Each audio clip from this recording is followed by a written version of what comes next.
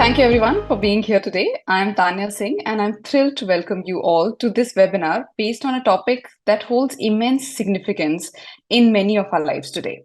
Unlocking Financial Freedom, Essentials of Creating and Managing Wealth, hosted by the Better India and powered by Centrum Wealth. As most of you may be aware, financial freedom isn't just about having substantial bank balance. It's about having the freedom to live life on your own terms without being constrained by financial worries. It's about having the resources and the knowledge to pursue your passions, fulfill your dreams, and secure your future. So, in this webinar, we'll delve into various strategies and principles that can help you build, grow, and manage your wealth effectively. And in this regard, we have representatives from Centrum Wealth to speak with us today. They are one of India's fastest growing and diverse financial services groups, serving high net worth individuals, family offices, and corporate treasuries since 2011, with operations across 16 locations and excelling in traditional and alternative investments. So, to explore the pathway to financial freedom, I would like to introduce you all to our speakers of the day. With us today is R. Shankar Raman, who is the Executive Director and Chief Investment Officer of Third Party Products at Centrum Wealth. Shankar boasts over 25 years of extensive experience in the financial services sector, primarily specializing in private banking and wealth management. Throughout his career, he has dedicated himself to researching markets, evaluating various financial products, and providing expert guidance on investment portfolios. He has held significant leadership positions with renowned institutions, including HSBC, BNP Paribas, and HDFC Bank. Shankar, thank you so much for joining us today. We also have with us Mangala R. Pruthi, who is the Senior Vice President of Third Party Products at Centrum Wealth. Mangala brings over 23 years of comprehensive experience spanning asset management, private banking, and wealth management, with a focus on financial markets, investment products, and investor portfolios. She has held diverse roles in product development and research at prominent institutions such as UTI, Franklin Templeton, and HSBC. Thank you so much for joining us, Mangala and Shankar. Thank you.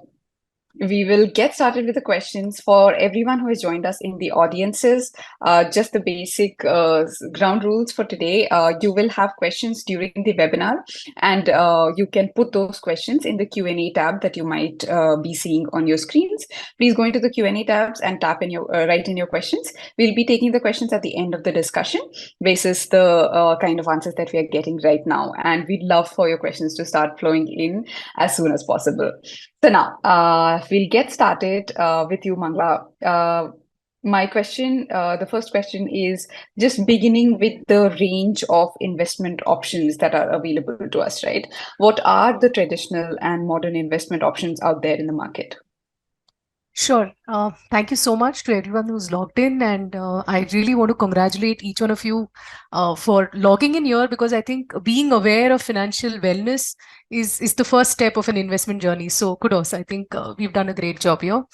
Now, coming to the specific question that you've kind of raised in terms of, traditional and modern, the way I think we view it is that it's more like a continuum. And it actually reflects the way the society, the economy has actually developed. So, for example, your parents, for most of us here, our parents would have probably invested in bank FDs or corporate FDs, real estate, and gold. In fact, I think even as we speak today, I think about nearly 60% of household assets are invested in bank FDs, which form typically what is known as the traditional form of investment. In fact, I'd say that we should actually call them more like savings. They aren't really investments. And the difference is this, that savings is something that is being done to preserve capital. and which was very, very relevant, say about 20, 25 years ago, in the economic context that India was in. Savings held a lot of relevance in terms of preserving capital. As the economy has moved in the way it has in the last 20, 25 years, as the society has progressed, demographics have progressed, we require our savings not to just remain at the capital value. You require them to grow, and therefore the move has now been into assets which give you options for growth. And this has also been enabled by the fact that capital markets are also developed equally well, and there's been so much of innovation, and with that we've seen a whole range of investment options. So the difference here, more than being modern and traditional, is more about savings and growth, which is now what we're talking about as investments. And here, of course, then you have a whole range of options. I mean, it begins with something that we all know, equity mutual funds. You have direct equities, and then you keep scaling up the complexity ladder. You go to PMS and AIFs and so on and so forth. But the important point here is that when you begin, typically you begin with something which is simple, which is uncomplicated. You go through that, you learn, and then as and when you experience, you have a return experience, and then you kind of keep scaling up the ladder. So that is how I'd want to kind of answer this. It's not just uh, traditional and modern. It's a continuum, and even as we speak today, we need a lot of traditional. We still need gold in our portfolios. Probably you may not buy gold as physical gold. You'll probably go and buy it as an ETF, but you need gold. You may not participate in real estate as a house, but you may probably participate probably through an NCD format, or what is now called as REITs. So it is going to be a continuum. You're going to need a whole lot of traditional products in probably better formats. You need modern products, and then of course you have a whole lot of new age alternatives that are coming up, whether it's a Bitcoin and crypto. So that continuum just works. So that's how it is. Yeah, so it's a whole range and not It's a whole just range. this or that. Yeah, it's Yeah, not that this or makes that. a yeah. Shankar, like Mangala also said, like the most obvious funds are always mutual funds. Mutual funds, because we hear so much, it becomes almost for many of us like a stepping stone into starting to invest many times. So, like, are mutual funds the best way to participate in the equity growth in the country? And how does one evaluate the returns versus risk awareness? How to decide on the right mutual funds? Thanks. Firstly, pleasure to be here. And hopefully, we leave behind some thoughts with you, and that helps you in your own investment journeys. So yeah, I think to think about it very intuitively, mutual funds probably are the easiest to understand products, and therefore they typically are your first steps into the investing journey. Uh, and I say this while keeping in mind the fact that the traditional options, and which we just spoke about, FDs and stuff like that, I think they are more savings oriented kind of products. When we talk about investing, what is it? What is the difference that we are bringing up over here? We're saying that when you're saving, you're actually preserving wealth. Whereas when you're investing, and I'm trying to draw a subtle nuance over here, okay? When you're investing, you're actually talking about growth. And growth could include as a component income as well, right? So in that context, if you were to look at it, funds, mutual funds, whether it is equity funds or fixed income funds, probably are the first rungs in the ladder that you would take. And the reason why they are so is because you actually are investing your monies with professionals who are day in day out kind of doing this as a career, and have been doing it for a long period of time. Probably the most well regulated investment option. That's the most important thing here. Because it is a retail investor's product, the regulator is very clear in terms of what can be done, what can't be done. There is a lot of disclosure. The best transparency that is there in mutual funds today. In fact, I'd even go to the extent of saying that our regulators over here I think it's probably the leapfrogging effect that we can talk about. The rest of the world versus us. Mutual funds took off much earlier in the rest of the world, but I think we took the benefit of that, and we have improved our transparency and disclosure norms much more than the rest of the world. So today you have a situation where every month you're actually getting to see what's the portfolio holding of a particular fund, and you can actually transact on a daily basis. Modes of transactions, of course, we all know about all that. So yeah, so I think funds are a very convenient option, simply because it gives you expertise, and I dare say expertise at a very reasonable cost. So if you look at the fees that one pays for the expertise that one is getting, I think it's a very reasonable number today. And plus the fact that it is very well regulated. So clearly, I think these two kind of go hand in hand. Insofar as how to go about, embarking on this journey of looking at mutual funds, how do you kind of evaluate them? See, I think it's a learning process. Okay. So I'm not going to pretend and say that, there is a surefire way of kind of doing it. What I'd want to, however, leave with you is broadly, what is it that you can look at? How do you kind of, form your assessment? Some of this requires homework at our individual ends as well, because there are different kinds of products over there, and not all of them may be suited to your own individual requirement. Okay. So firstly, there is this, and some of this is demything some of these notions that people have, right? There are these myths that people have, and one of the myths that is there is, look at the best performing products and put your money there because they have done well in the past, despite the fact that the regulator is time and again saying, if you heard the mutual fund advertisements, they would say that mutual fund investments are subject to market risks. Please read this blah carefully, and they will tell you that these are historical returns. They don't tell you anything about returns going forward. And when you're investing today, you're investing for the returns that will accrue in the future, not the returns that have transpired in the past. So the first myth that is there is, look at past returns and invest. And we've done some analysis at our end, and what we have seen, and we've done this over very long periods of time. Okay. We've done this over, for instance, I think about 18, 19 years of history, which is when the mutual fund industry has really blossomed, and you had so many more options.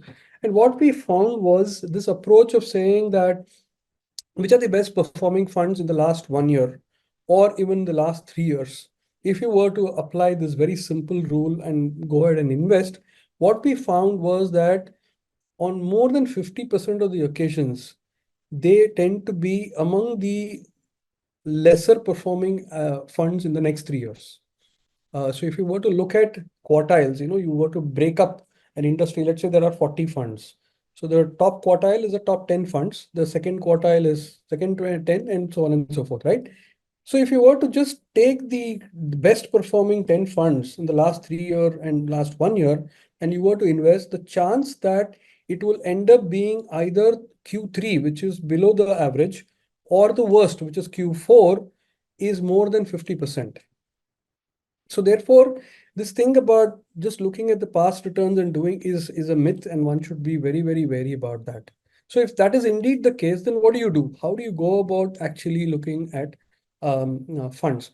And this is where I think I dare say it requires some bit of effort and work, which is really the reason why I guess all of us owe our professional existence too, because that's what we do. I mean, we are guys who actually go through the portfolios very carefully month on month. We have conversations with the managers, ask them why they're doing what they're doing, how the thought process is, are they being guided by frameworks, so on and so forth. So there is a diligence process that one will need to conduct, either through folks like us, or if you're going to do it yourself, you will have to kind of go through all of this. You'll have to look at the portfolios, what is he owning, how has it been consistent over in the past? Is there a lot of change in the portfolio that is happening? Is the fund manager changing very often in this particular fund that you are evaluating? Is the corpus of the fund very, very volatile? I'm just giving you some ballpark, strings to hold on to. Okay, very, very broad numbers or broad parameters to look at. Is the corpus very, very volatile? Is something that you should look at. What is the mix of equities? And I'm assuming we're talking about equities here. So look at what are the kind of stocks in terms of large caps. What is the mix of small caps? What are the mix of mid caps that they are having? Um, and then if you want to take one step further, try and understand some of these holdings yourself. I know it's going to be a little tough for individual investors to do that, and that's probably where you can lean on folks like us to help you kind of do that. But in a nutshell, the point is, while mutual funds are simple products, they should not be oversimplified in the sense that there is this tendency to say that flavor of the season. Like for instance, in the last 1 year, you saw a lot of PSU stocks doing very well, or you saw the tech NASDAQ funds doing very well. And therefore, people tend to get drawn into something like that at precisely the wrong time. And we've seen this time and again in the past, where retail investors come in looking at the returns, and that's the worst thing that you can actually do. So if there is one single thing I would want to say, please be very careful about that. Don't look at the past returns and invest. Do some bit of the research yourself. Go through the funds, look at the longevity, look at the track record over a long period of time. Like for instance, one way to do it is, um, for those of you who are inclined, take a fund, let's say if it has a 10-15 year track record, okay? There are periods in the market. So you'll have to look at those periods. Like for instance, between 2020 and 2024, you've had a bull market, right? You've seen stocks actually go up. You've seen the markets go up almost unidirectionally. You hardly seen any kind of a correction. But the preceding period, which was there, which is really the 2013 to 2017 period, again, you saw a very, very huge bull market. And 2017 to 19, you saw a sharp correction. So look at these phases separately and see how a manager has done in these phases. And therefore, you will get a far better understanding of how consistent he has been in the past. So these are, broad, ways to kind of try and get your hands around it. And then, of course, finally, you have folks like us who are there, and we'll try and help you there as well. Yeah, I think like really important points to take note of. What makes this really difficult in today's time is also the abundance of information that we have. Like you said, everyone is telling us different kinds of things to do. And the most easily accessible data is the one which is sometimes most heavily used and then turns to be a myth, like you said. So some really useful points, Shankar. Mangala, the right time and wealth base to consider investing in direct equities and markets. What would you say about that? When is it? When is the right time and wealth? Well, actually, I'll put it this way. Sounds a little cliched, but no time is as good as now. I mean, if you are going to start, because see, investing as a science, or the process itself is going to take time. So the more you delay it, outcomes will be equally delayed. So from an urgency perspective, when should I start investing? You need to start investing right now, especially for that part of the audience who's just started working, or who's probably in the 30s, 35s. Very important to start, whatever be the amount. You start small, but start right now. So no better time than now to start investing. But from when you look at a time perspective, I think there's another angle that is most important. Uh, the time you stay invested is probably more important than, is this the right time to invest? And I'll explain. For example, I mean, for an investor who came probably in, say, 2017 into the equity markets, and saw a crash in 2018, 19, for whatever reason, and decided that this is not what I came for, and I exited in 19, and come another 2 years, he's probably ruing over the fact that he exited too early because markets were already 50% higher than where they were. So the point that I'm trying to make here is that entry time, I know it does appear you have a lot of these people on media coming and tell you that I invested at this time and I made this kind of money. See, that is probably just one part of the story that you're seeing, especially for those people who are very active on Instagram and Twitter. You will come across these stories.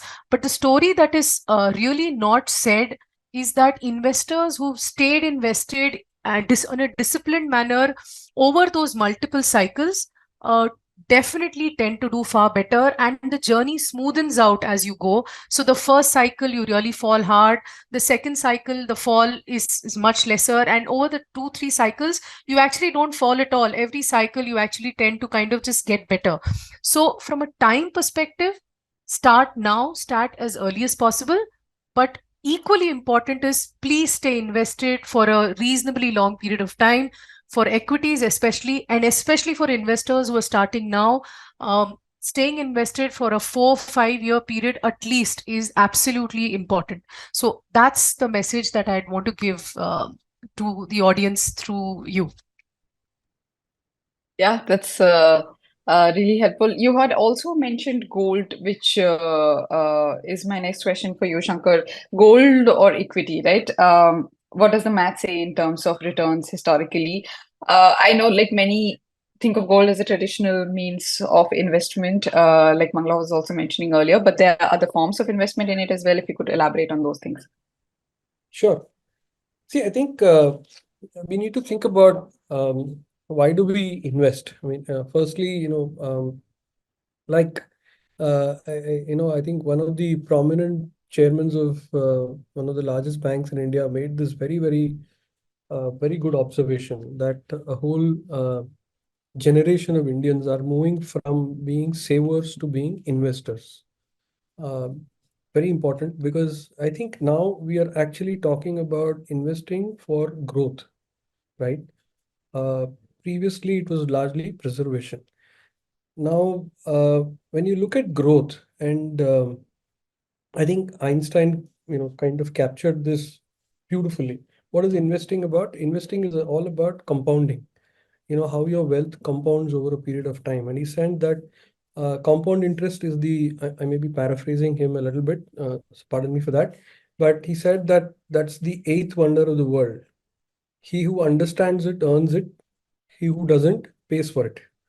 So that goes back to that earlier point. The time that you spend in the investment is really the important thing. That works particularly for equities a lot. Why? And what is the difference between equities and gold? Equities are what are called growth assets because what are you investing into finally? You're investing into companies for the profits that they make and the growth of the profits over a period of time, right? So that's what you're effectively investing into. Now, understandably, the longer you stay, the better you are in an asset class like this. And history says that in India, if you were to look at the last 15-20 year period, typically the earnings growth of companies has been in the vicinity of 14 to 15% per annum. And that's exactly around the number which the Nifty or the Sensex has delivered to you over this period. So it is effectively you're investing for growth of the profits of the underlying companies, which over a period of time tends to stabilize around the nominal GDP plus certain percentage points. So that's the reason why people talk about a 14-15% kind of earnings growth. Now, within this period, there is a lot of volatility that happens, and that's the point that the earlier question that Mangla was trying to say. You therefore need to kind of stomach that, and we will talk about that probably in a later point on risks in equity and volatility and stuff. But suffice to say that experience in India, the history of experience in India shows that typically 5 to 7 years is really the threshold when historically it's been shown that the chance that you lose money in equities is virtually zero historically. Okay, now please note this. This is historically what I'm talking about. Doesn't mean that the next 7 years this is what's going to happen. Please bear in mind, for instance, like a market like Japan, for 30 years they have not made any money. So let's take it, in context. But in India, being a growth economy, we have seen in the past that typically, if you have a 5, 7 year kind of a period, you make a decently good return on equities. And for the reasons that I mentioned, it's a growth asset. Now, what is gold? Gold is nothing but a store of value. You don't earn anything from gold, right? It is not an asset that has an underlying earnings profile. Whereas a company, if you're investing into a company, the company is using your capital to deploy it profitably, to deploy it constructively, to build something out, and therefore generate revenues and profits, and therefore contribute. Gold is nothing like but a passive kind of an asset. Now, the reason why gold has a particular value is because it is finite. Gold is finite, right? You can't drill as much gold as you want. Therefore, it has a particular amount of value that it derives vis-a-vis money, right? Now, typically in the past, gold has been seen as a store of value, especially in periods when inflation is very high. And that's really the reason why in the earlier generations, if you were to see, there was a lot of importance that was given to gold because historically India had very high inflation. Apart from the social angle to gold that we all are aware of, this was the other angle. People used to use gold because inflation was very high and gold used to always beat inflation. The point is, while it appears therefore to all of us that gold is a very low risk asset, because it's like a noble metal, so people think that it's very low risk. But please don't be fooled by that. The volatility in gold is just about the same as the volatility in equities. So while in the long term, the numbers, in terms of the return profile of gold may be a little lower than equities. It is not too far off from equities. The volatility in gold is just as much. The big disadvantage is you don't earn anything in gold, by holding gold. So typically, what we do is we use it as a hedge to market volatility. Now, why is that so? Because if you were to go back in time and see, gold is a lower, in terms of the store of value that it has. Therefore, when financial markets tend to be very volatile, gold tends to be very resilient. Gold holds its value, it doesn't fall too much. So it has an inverse correlation vis-a-vis financial markets, especially equity markets. So therefore, if in a portfolio you have some bit of equity and some bit of gold, it tends to kind of reduce the volatility in the portfolio and cushion your portfolio during periods when there is extreme market volatility in equity markets. That's the place that gold has. So to sum up, I would say that a small allocation to gold, yes, merits, in every portfolio, simply because as a portfolio hedge or an insurance. Right? When you buy insurance, how much insurance do you buy? You buy for a small part, right? You don't spend all your money in buying insurance. So therefore, that's the way to probably view gold in the current, kind of times that we live in. We are in very different times from how it was in the past, and therefore we need to view it in that context currently. Yeah. I think for many young people, a lot of notes to be taken to be shared with parents as well when we are told to invest in certain kinds of goals only. Sorry, Shankar, because you mentioned risk profiles, I just want to extend this question a little bit. For there's always this question, like a low, moderate, or high risk profile person, what should an ideal portfolio look like? What are the different kinds of considerations for these different brackets? See, the most obvious consideration, there are, broadly 2, 3 considerations that one will need to keep in mind.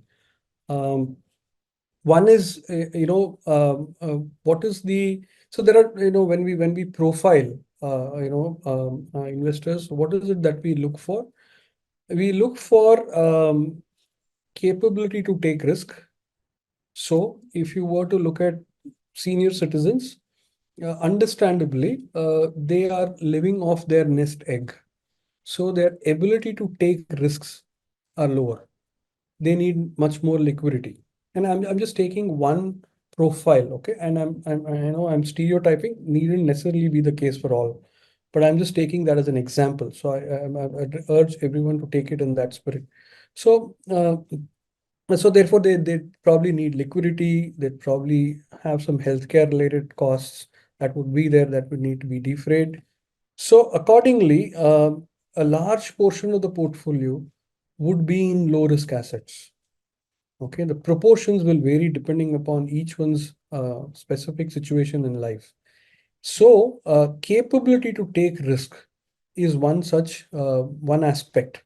Now, this could, I took an example of a senior citizen. It could very well be that, anyone else who's much younger, but has a certain situation in life, also could have a low capability of taking risk.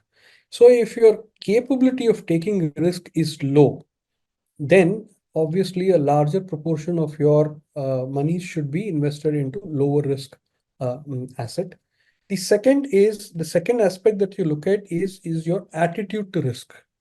Now, you might have the capability of taking risk, but if you can't take, not all of us can sit on roller coasters, right? I mean, many of us, I mean, youngsters, uh, probably not comfortable sitting in roller coasters, but slightly older people probably are also comfortable. So it's to do with the attitude to risk. So if you can't take that gut-wrenching volatility that sometimes equities can bring, like for instance, in 2008, the markets fell by 60% from the top. Now, not everyone has the attitude, and I'm not talking about capability over here. Not everyone has the stomach for it. So therefore, both of these will need to be looked at. Plus, the other aspect is what is the, and I think you mentioned that in an earlier question, what is the wealth base? What are you sitting on? Are you sitting on that you can put away for some time, or are you sitting on monies which you will be dipping into for your day-to-day, lifestyle and stuff like that? So all of these will need to be taken into account, and therefore a portfolio will need to be kind of built out. Final aspect to this is um, the element of diversification in any portfolio. However much it looks appealing. Now, today, if you were to look at or step back, say 1.5 years ago, the equity market outlook was extremely positive. So does that mean you put all your money into equities? So you need to diversify your portfolio. And that's a very essential element of how you go about actually building your portfolio. So these are the ways to kind of think about this. And the answers to these questions will probably give you a sense of what kind of a tilt that you need to take in terms of proportions. One cannot kind of put a blah number and say that this is true for a lot of the people who are, let's say, so-called conservative. You can't put one number for everyone. Each one will have to think through this and flesh it out, because it's a function of liquidity, it's a function of the spending pattern, it's a function of the goals that you have. Like if you have, let's say, a goal, and the goal today, as I see a lot of youngsters, um, they have a goal of actually traveling, and very large outlays are kept aside for traveling. Someone told me he spends 45% of his spending annually goes into traveling. Now, if that is such a large amount of what you do, then you need to plan for that. And if you're going to be traveling 1 year out, you can't put that 45% into equities. So it's a function of, several of these factors that will have to come together and kind of build out a diversified portfolio. Yeah. So we are long past those days when you could just take a certain age group and a certain job background, put them in a packet and say it's easy, this is how you decide. It's Exactly. basis your personal lots of things in your life. Yes. Makes a lot of sense. Mangala, just expanding the sphere a little bit. Overseas investments. Should we look outside India currently, given India's growth story, given the kind of situations that people are in? What's your take on that? Sure. See, like I said earlier, we began this conversation with, this whole traditional and modern and alternative. So this overseas is also a part of that, is an extension of that conversation, if I may. See, all of these, whether you talk about traditional, alternative, contemporary, and overseas right now, is actually going to form one entire, a complete portfolio, and you're going to need different amounts of each of these. Like, I won't be wrong if I were to compare this to, say, a thali, and then you say that you need carbohydrates, you need proteins, you need vitamins, you need everything in that thali to ensure that your nutrition levels are met. In a very similar fashion, I'd say that you probably need domestic equities exposure, the India exposure, to be probably, I can equate it to the carbs, because as like Shankar mentioned, the next decade looks very strong from an earnings outlook perspective. So you keep that very central to your portfolio, but in and around that, you are going to need several other pockets, and overseas investing forms such a very such you know such a important aspect in this. And there's also one more case, that one is like I'm telling you, it's about diversification. India is not the only country that's growing in the world. Obviously, we are amongst the largest growing countries, and we're growing at a very good pace, 7.5%, 8%. So obviously, this is a very big story. But apart from that, you have a few other countries. In fact, you have a lot more countries who are also growing reasonably well. And for those of us who understand a little more technical side to equities, probably are available at a slightly cheaper valuation as well. So therefore, is there a case for overseas investments? Clearly, there's a case for overseas investments. They can form a small part of your portfolio. And point number two, if you see, there are several such themes which are not available in India, which you can play in some of these overseas investments. Say, for example, you talk about semiconductors, or you talk about say something like digital gaming, or AI. A lot of these are really not available in India as of now.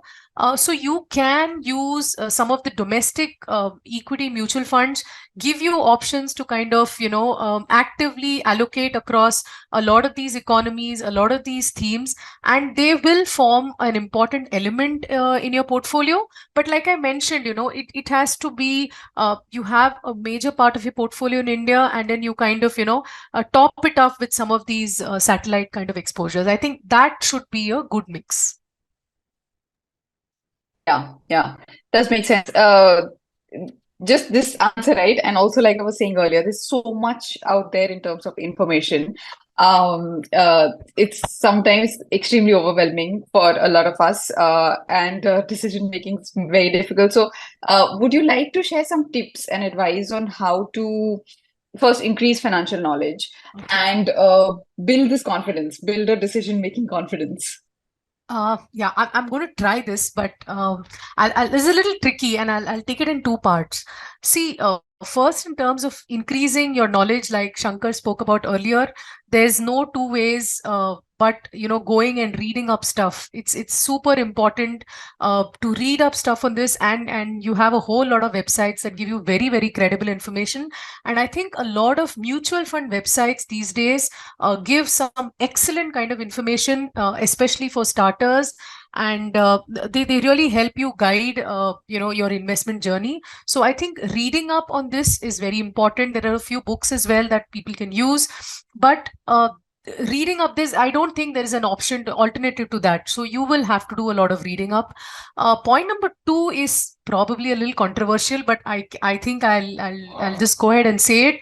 It's very important to kind of pick up the red flags, especially for most of us who are hooked onto social media.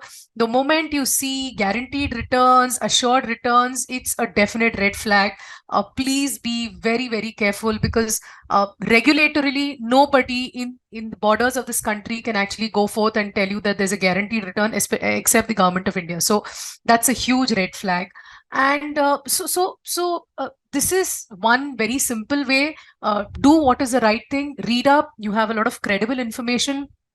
and avoid, I've told you what you really need to avoid. I think this is good enough for starters, and especially for those people who are pretty active on social media. I think you have a whole lot of very credible Twitter and Insta handles, whether you know these people are editors from a lot of these pink papers, whether it's Live Mint, Business Standard. A lot of these handles give you that. A lot of wealth offices, like for example, Centrum Wealth, we have a very active LinkedIn and a very active Twitter handle, which gives you very credible information and covers a whole lot of, very basic information as well. And that can be very useful to kind of start picking up the threads and moving up the ladder. So I think that can be one way of how you can go about building the first part. Now, coming on the second part in terms of decision making, I think this is going to be a little controversial yet again, but I think it's okay to be a little diffident when you're doing investing. It it's okay. Not, I mean, confidence and overconfidence, you never know when that kind of, this turns.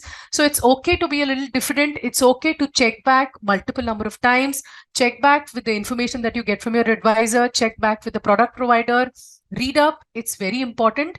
And what also gives you confidence is you start investing slowly, start investing gradually, and the learning that you get over those 2-3 cycles, over 2-3-4 years, is going to be a real eye opener, because once you do a mistake on a smaller scale, you definitely will not repeat it on a bigger scale. So it's important to start. It's important to start small, be regular and disciplined, and over a period of time, the outcomes will give you that confidence. And at the same time, it will ensure that you don't become overconfident, because that's not good at all.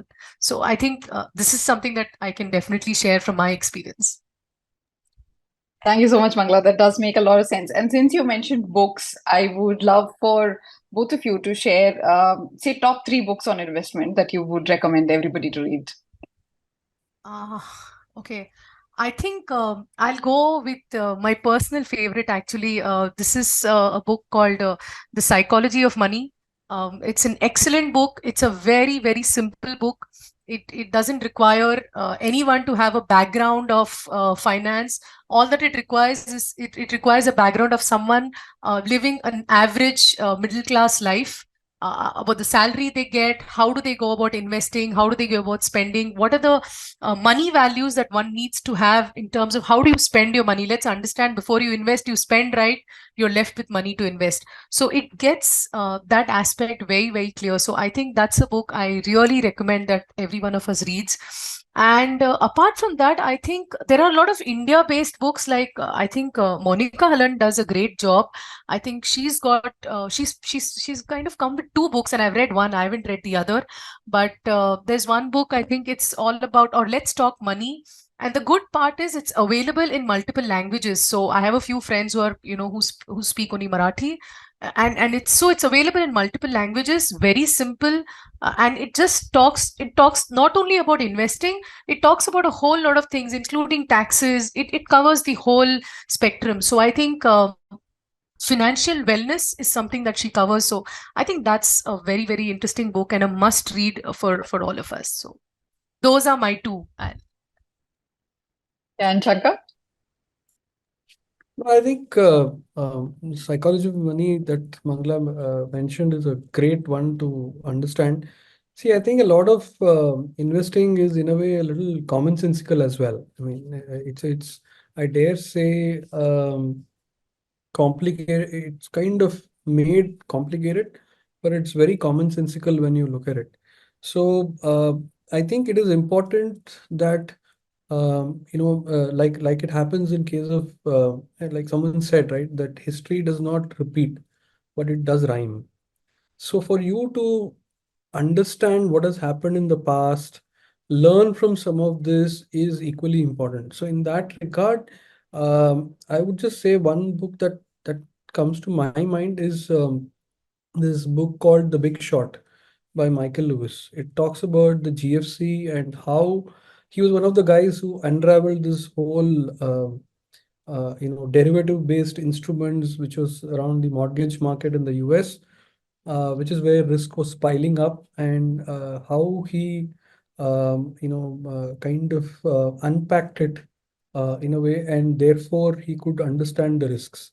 The reason why I say this is important is, something that he does, while it sounds very esoteric, is something that all of us can do. So if an investment option is brought to us, and in especially the point that Mangla made earlier, guaranteed return, very, very high rates of return. Somebody is promising you, your red flag should be up. You should think about it. People today, I know, in social media are talking about derivative courses, options and futures, where they are saying that every day you can earn a fixed amount of money, every month you can earn a fixed amount of money. Folks, let me tell you, for the time that I've been in markets, these are all fads that come, and as the fads go away, they expose a lot of skeletons. So please be very, very wary about it. So in that regard, I think this is a book that kind of wakes you up to the risks, and how you can also actually look at it and kind of try and understand it. Because finally, money and investing is it's a very personal affair. You cannot outsource it. You have to do your homework. How much ever there is a professional sitting who can help you, you have to do your bit as well. You have to keep your eyes open, and you have to do your homework to some extent at least. Thank you so much, Shankar. Thank you so much, both of you. This has been really, really informative. These are all the questions that I have, but we'll be opening up for audience questions for the next 5 to 7 minutes. I have a bunch of questions actually, a few that are here in the Q&A box and a few that we also had from our audiences when we were promoting and talking about this webinar. So let's get started. I have one question here from Garvita, who is in the audience. Which investment instruments are non-negotiable for young investors? Uh, Should I take that? yeah, sure, Shankar, go ahead. Okay. Which investments are non-negotiable for young investors? Yeah. Okay. See, we've all been taught in our, at least I was when I was much younger, that you should start off with a PPF. Mm. That's the best instrument available. When you invest, it is exempt. The returns that it earns are exempt, and when you exit it, also it is exempt. And that's probably the only instrument in the country which enjoys that status even now. So Mhm. I would think that, yeah, that does make sense to kind of start there. But I take note of the fact that the question was for a young investor. So if you are really talking about a long career, you are actually, your earnings profile is going to increase over a period of time as you mature in your career. You clearly are in a zone where you can take a certain amount of risk. I think the for such an investor, for a young investor like that, um, investing into equities early in life is something that one should consider, and not go too exotic, but do a very straightforward kind of, but start the journey early and do it in a very systematic, disciplined way. Don't get rattled by the markets. I think, if typically it has, as it happens to a lot of us, we take the first step into something and then there is a pushback, right? I mean, it is just like how we all make resolutions in New Year to get fitter. And then we do it for the first 3 days, and then fourth day we are so tired, and then we kind of give it up. That is something that we should avoid over here. I mean, we need to keep going. It doesn't matter if the markets were to correct and things are looking a little bleak, and suddenly there is RBI and NBFCs and all these things that are happening. But don't worry, these are all things that will pass. There are certain corrections that will have to be done, and they're happening. So therefore, don't get rattled by that. Most important is to stick to the discipline. In investing, I think the most important thing is the investment discipline, and the other part, which is keeping yourself informed as well. in terms of where your monies are and what's happening over there. I think that is by far, I think, the most important thing. Yeah, I hope that answers the question. Another question that we have, which we have had quite a few people ask, is what do you think about real estate as an asset class? Mangala, would you like to take that? Yeah, sure. Um, Okay, now this is going to be a slightly tricky one yet again for me. Real estate as an asset class, I'd first put it this way that we probably first want to invest into a real estate from a consumption perspective. You typically buy a house to stay in it, and therefore then you typically you take a loan and then you end up paying that loan for over 20-25 years. So that's more of a consumption kind of a expenditure, and there I don't think we can have two views about it. I mean, if you are going to use it, then I don't think you really have a choice in terms of, whether then we are getting into another zone of should I rent and should I consume, and those are probably, they also come in with a lot of emotional kind of questions also that needs to be answered. It may be, the answer will be very different for a person A to a person B. So from a consumer, from a consumption purpose, if I see, I don't, I don't think there's a choice there too much. But from an investment perspective, then I think it becomes a little trickier, in the sense then you'll need to start looking at it in this particular micro market. What's the demand and supply? If the supply is too high, then probably it doesn't make sense investing, because prices, when supply is too high, prices aren't going to go up. uh, but for example, in another micro market, there's a new highway, there's something coming up, and then you suddenly see prices going up there. So the way I'd want to kind of see it is consumption. I think it's a very personal kind of a choice. But from investing as a real estate, as a investment decision, I think it will change from micro market to micro market. The view on a Bangalore versus the view on a Bombay versus view on a Gurgaon can be very different. And so for that, I think you will have to kind of, take advice from an advisor to kind of make the decision.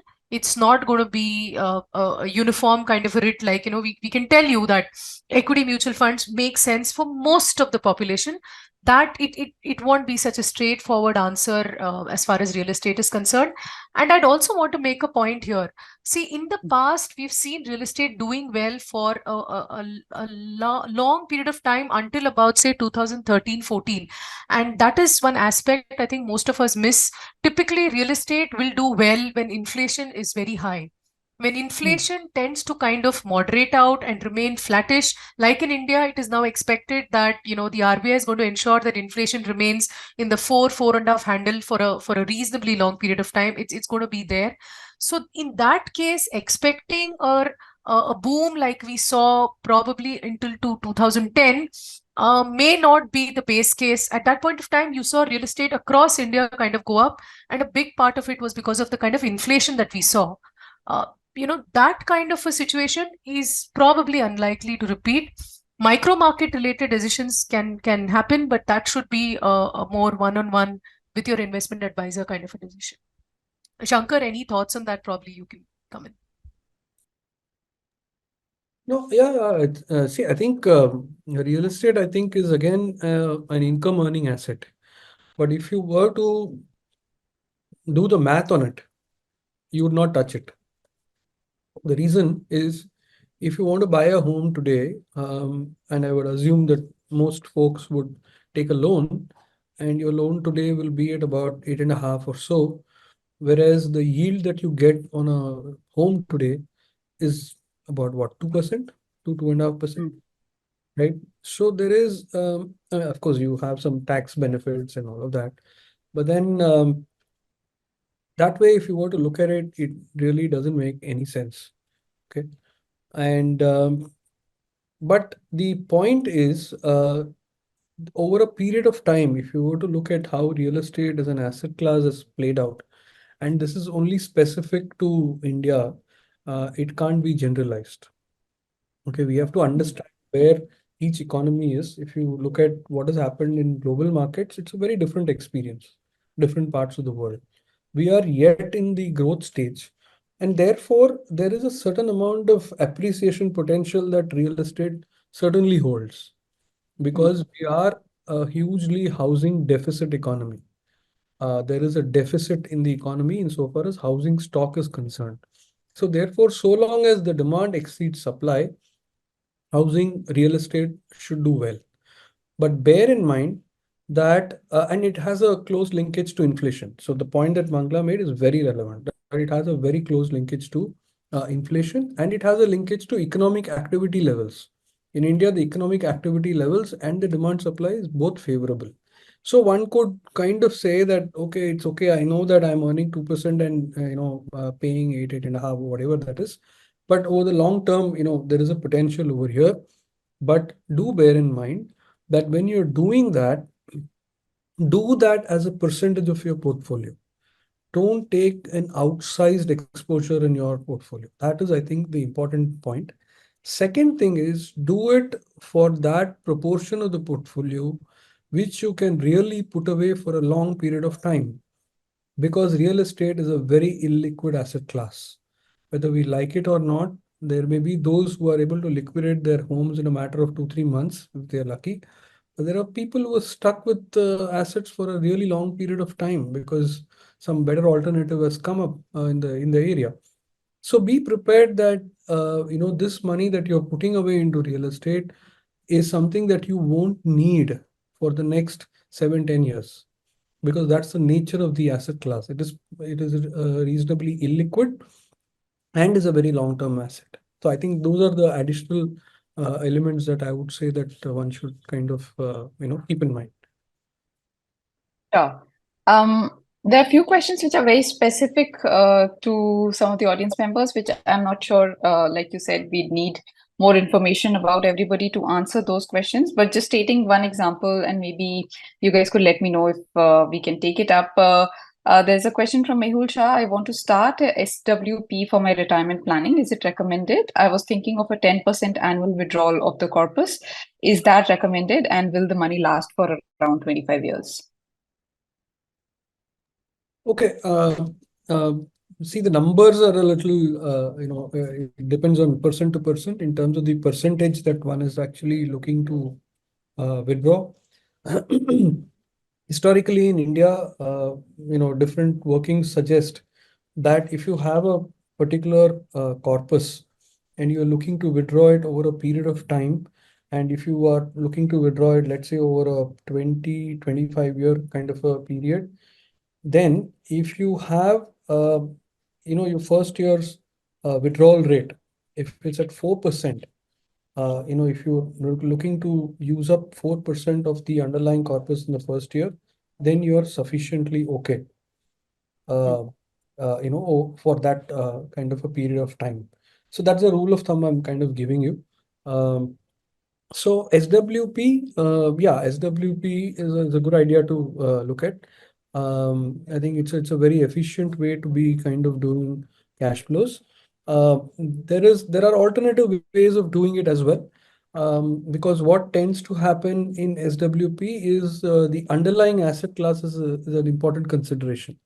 So if you're doing SWP in equity funds, because of the nature of the volatility, I mean, volatility of the asset class, your arithmetic could go a little awry.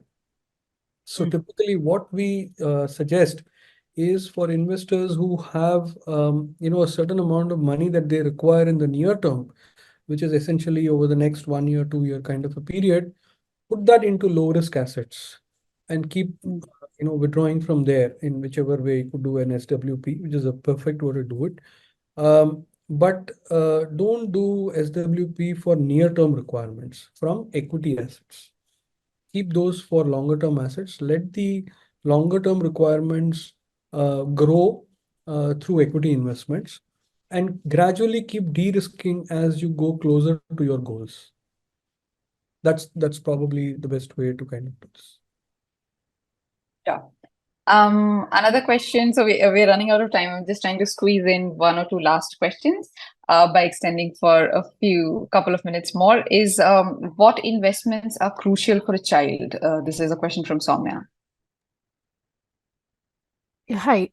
Here, I think obviously we can look at it as two parts. One is you'll need investing, you'll need a corpus for the child, for his education, and he's probably going abroad to study and stuff like that. So at every say every 5-10 years, you're going to need some corpus.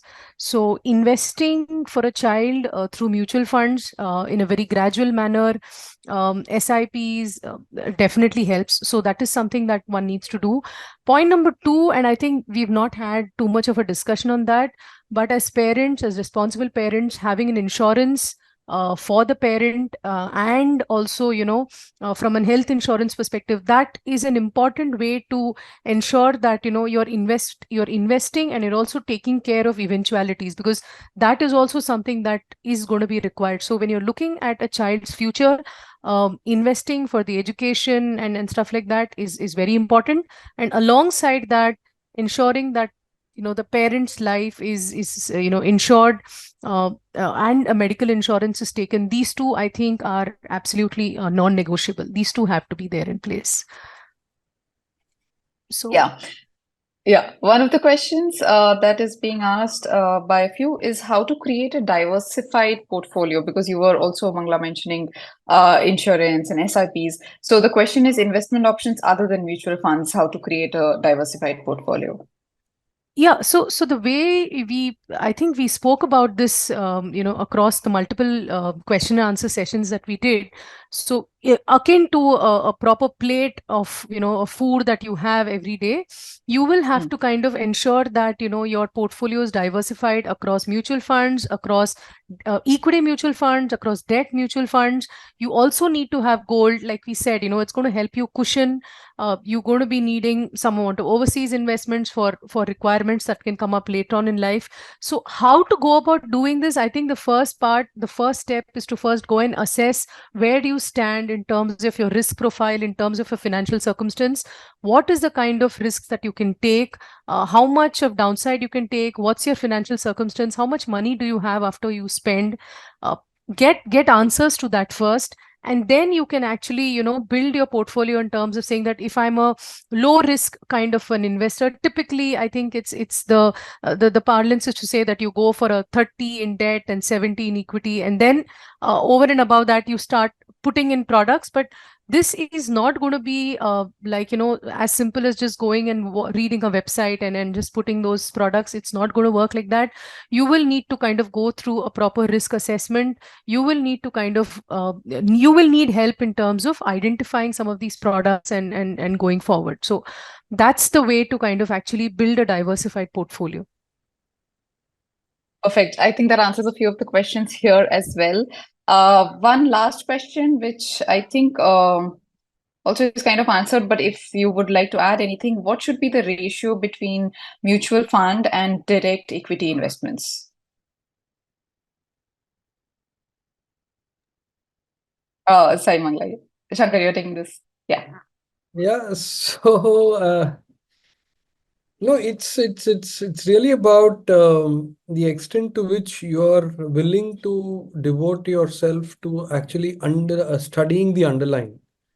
If you are, you have a predilection or a preference for understanding companies, have a way with your numbers, you understand how businesses work, you understand governance related issues. If you're able to understand balance sheets, P&L, there is really then no difference between direct equity and equity funds. The point is, if you have a direct equity portfolio comprising of companies, you cannot afford to have a hands-off approach. You cannot say that I will invest into, even if you have the best of the blue chips in the country. Okay, there is a there is a misnomer here that people think that, oh, if I have, and I'm not naming certain companies over here, but uh, let's say the top 10 companies in the country. Okay, if I buy into those companies, I can just buy and forget. But that's really not the case. Please, I'd urge the person who's asking the question just to go and have a look at probably one of the biggest banks in the country. In the last 5 years, it's not delivered any return at all. Now, does that mean it's a bad bank? No, but it's going through some issues. So the point is, if you are having a direct equity portfolio, if you want to have a direct equity portfolio, then you need to commit yourself to understanding every company and what is happening in that company, you know, through the period that you are invested. You cannot buy into those companies and say, I'll forget it because it is the biggest bank in the country, because it is the biggest, conglomerate in the country or in the world. You can't do that. You have to be far more involved. The extent of involvement is clearly lower when it comes to equity funds, because there it's a portfolio of companies which are already there in a particular equity fund, right? Any equity fund today, if you were to see, owns between 20, 30 stocks on the lower side, right up to 80, 90 stocks on the higher side. So to that extent, you are investing into a portfolio which is diversified. A. B is there is a professional who is sitting and actually overseeing this portfolio and who is actually doing the role that you would do if you are handling a direct equity portfolio yourself.